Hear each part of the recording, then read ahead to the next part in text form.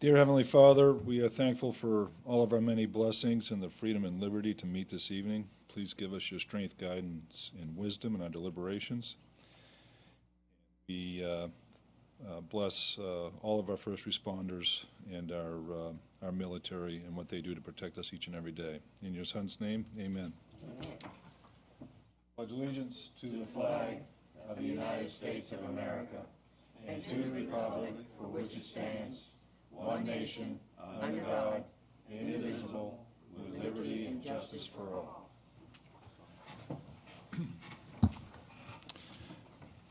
Thank you very much. We do have a quorum. Thank you. Announcements. Thank you, Mr. Chairman. Just wanted to bring your attention to a handout at your place this evening. This has to do with a Virginia Department of Transportation public meeting related to Mud Tavern Road and the corridor improvements that are proposed there.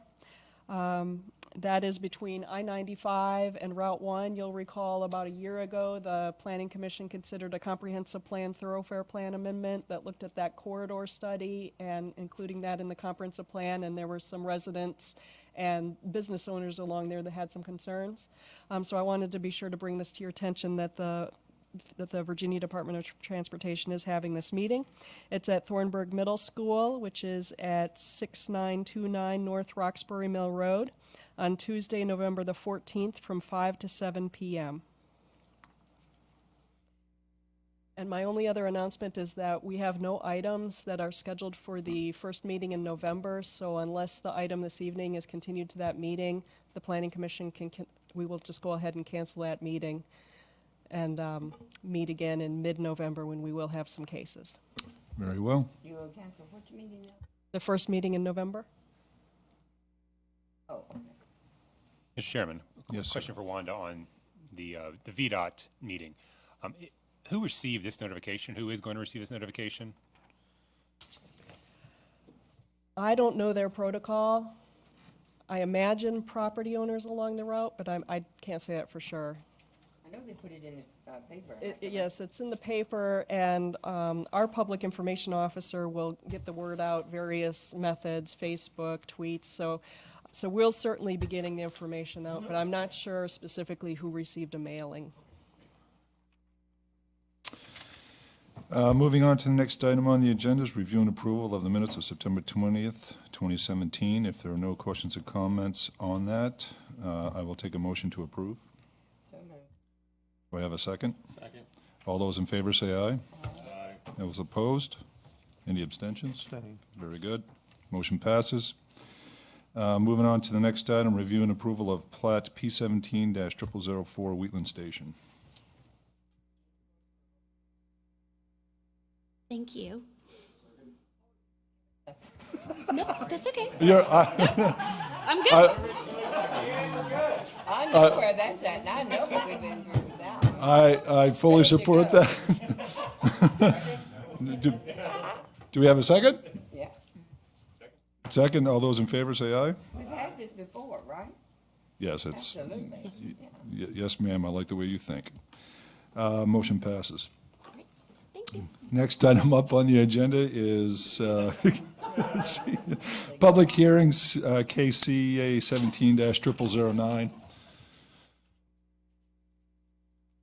Thank you, Mr. Chairman. That's a tough act to follow, but I'll do my best. This case is a public hearing for Ordinance 17-9 for solar energy facilities. As we've discussed this before, currently a solar energy facility, which is a utility scale solar project, would only be allowed in one zoning district, the I-2 zoning district, because as an electrical generating plant, it would be classified a public utility heavy. This amendment, if approved, will separate the solar energy facility into its own defined use, and it will allow them to be approved by special use permit in the A2, the A3, and the RU zoning districts. One of the things we talked about before was why a special use. Excuse me, Yes, could you bump that map up? Sure. And I have a better one coming up on another slide. Okay, thank you. Sure. Why a special use? Well, This would allow the individual consideration of every application for a utility-scale solar facility.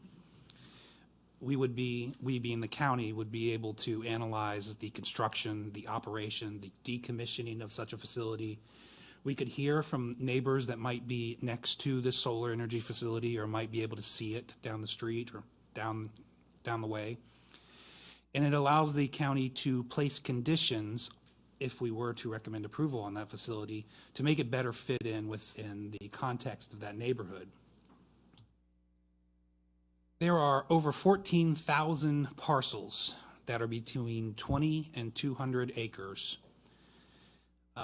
The reason we made this slide was there has been requests from members, from farmers in the community to potentially allow solar energy facilities by right when under 200 acres.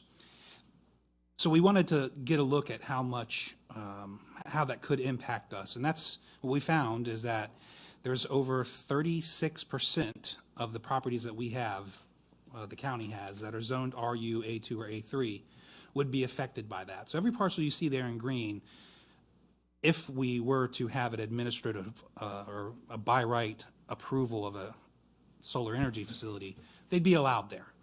That is why, in acknowledging that, that's one of the reasons the county staff is recommending that we approve these only as special use permits. Patrick, could you, just for the folks that are watching tonight, Yeah. could you explain the difference between by right and special use permit? Sure. A by right use is a use that is allowed in a particular zoning district without any level of public hearing or that'd be it, without a public hearing.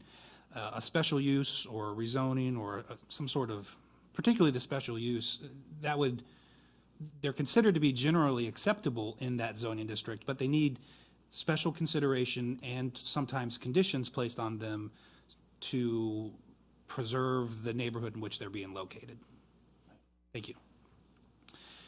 At our last meeting, we talked a little bit about how to differentiate these solar energy facilities away from what some other attendees were doing with their property. I believe it was the Robinsons. They were particularly concerned about being grouped up in this accidentally.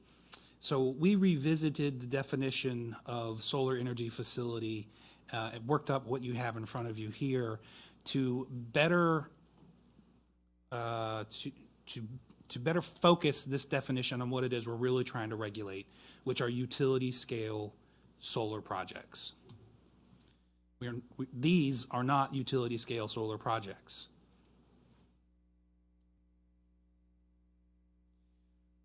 If approved, this amendment, as I mentioned, would allow those solar energy facilities in those three zoning districts, the RU, the A2, and the A3.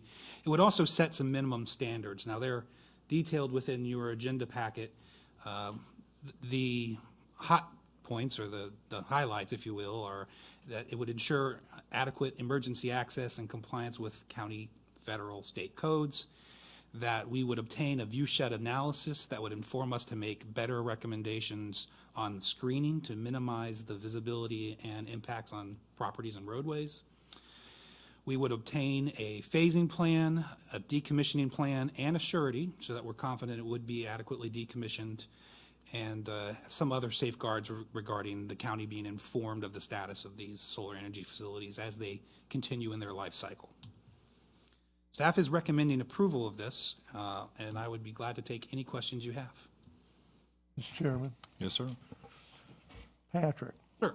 So staff's feeling is the definition is strong enough to address any concerns that people may have. I have a farm. I don't want to sell it over transmission lines, but I want solar energy or whatever the situation may be.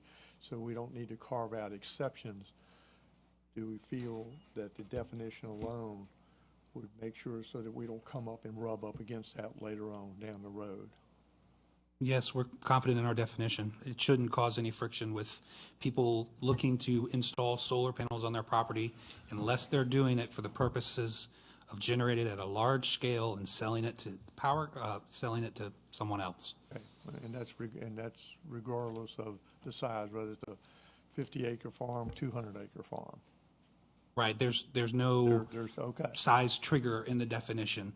The primary trigger in the definition is whether or not they are generating power for wholesale electric sale. As long as we've nailed it with the definition, and we don't need to further define it with exceptions, that's all. All right, thanks. Thank you. May I ask a question, please? You pulled up and you said, this is allowed, the solar. You had smaller. All right, now, what would need a special use permit? Do you have a picture or whatever of that? What's on screen before you now would be typical of what would That's trigger it. a special use Okay. for a solar energy facility. Okay, thank you. Thank you. Any other questions, comments? Yes. Are these solar facilities there, will they be taxed? Well, they are taxed, but they're not taxed very highly. Currently there's a lot of, I wouldn't say discounts, but the tax picture is generous for solar energy facilities because the state seems to encourage them. The state is encouraging them. I have a Yes. follow-up to that question. So there's a solar energy firm that wants to come in here and make a substantial investment, millions of dollars. And they're gonna have equipment on site worth millions of dollars. So I guess the next thing, and that is out of just curiosity. So the equipment that's on site is not necessarily taxed, or is it taxed? The tax is at 20% of the value, so Is it 20% of the 20% of the investment value, appraised. or is it, how's it's the value? the appraised value, 20% of the appraised value is able to be taxed. Okay. So that, And that's set up when they get their business license and have a license to operate. Right, and actually the state sets it up so that at a certain size, I don't know off the top of my head, but at a certain size facility, the state actually does the appraisal process. Yep. And below that size, the county would do the appraisal process. If I may, Yes, sir. suppose somebody comes in here and wants to put a facility on somebody's property. They're not buying the property, they're renting the use of the property. Does that drive the property value up too? Yes, it would be part of the appraised value of the property. So is So someone. the property value, say raw land, $200,000 value on it right now, and they come in and put a facility on it, it could be the landowner could be looking at a $300,000 or $400,000 appraised piece of property. Is this correct? I would expect so, but I'm not an expert on the appraisal Okay, process thank in the you. county and how that would work. We would need to get the Commissioner of Revenue involved to answer those types Okay. of It was questions. just a curiosity question. Thank you. no curiosity, it's a good question. Yeah. Yes. It seems as though that we would be losing. They can come in here and do that. And then, rather than, I know we don't want growth, don't get me wrong, in the rural areas there. But however, it seems as though that we would be the loser, the county. Well, right now, a lot of the areas that companies are looking at are forestry land right now, so they're under land use. So the county gets very low taxes from that property anyways. Then there would be, once it's converted to the solar use, there would be the rollback taxation that the county would receive, as well as the elevated value, because it's no longer in land use, and then the elevated value related to the solar use on the property. So, it wouldn't be as much as if a company moved in there and built a building, but it would be more than what the county is getting now, yes. Yes, but you still have rollback on that. So, you're going to get that over a period of time regardless. Now, okay, so somebody's got 100 acres and it's in land use. And a solar system wanted to come in and put up and do 50 acres. So the rollback would be on the 50 acres that they're going to put the solar system on, and the other 50 would still remain in the land use. Am I correct?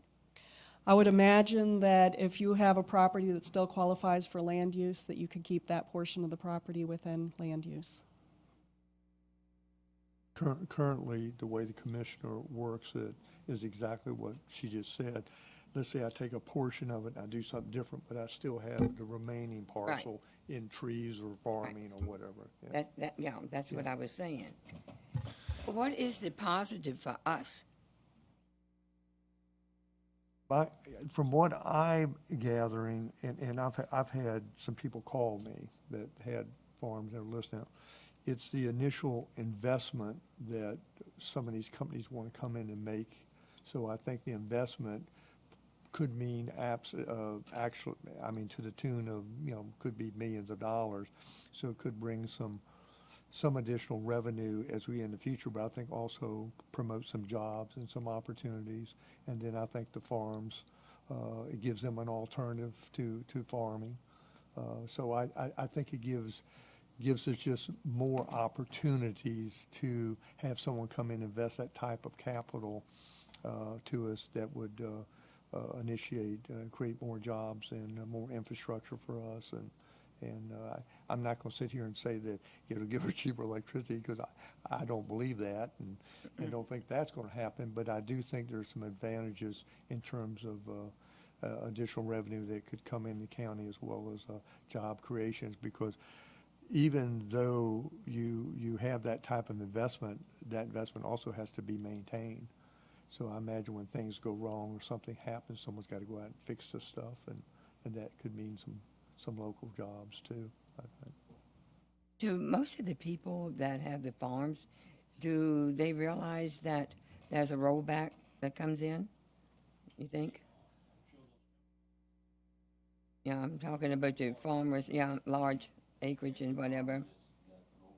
I know they do. But They absolutely know that. okay. They had to apply for land use to start with. Yeah. They understand Yeah. They renew it annually. Okay. Any other questions or comments? Hearing none, I'll take I guess I'll open the public hearing, correct? If anybody wishes to speak. Seeing none, I'll close the public hearing. Any other questions or comments? At this point, I'll take a motion. Mr. Chairman, I'll make a motion, we approve CA 17-0009, ordinance 23-173, solar energy facility. Do we have a second on it? Second. All those in favor say aye. Aye. Those opposed? Very well, motion passes. Thank you. Good job, Patrick.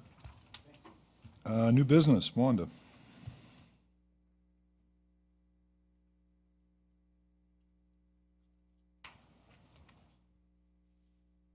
There you are.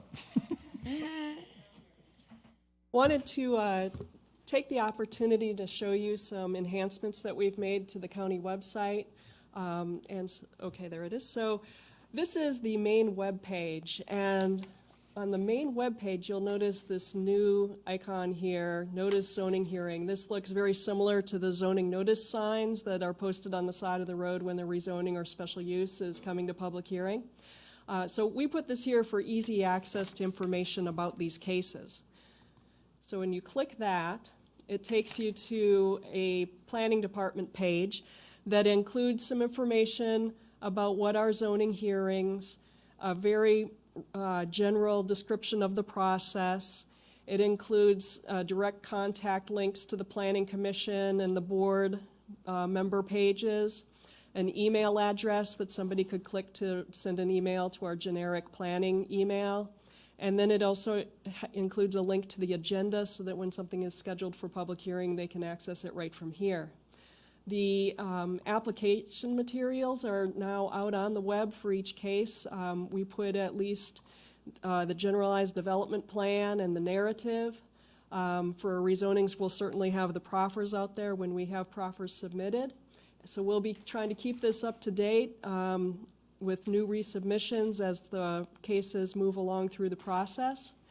And we also have the status of applications here, and this will look familiar. It's the same as the report that I provide to the Planning Commission. And so for any case, someone could look up and see where it is in the process and note when the board hearing is scheduled for this one on October the 24th. So they would know then that they could look at the agenda.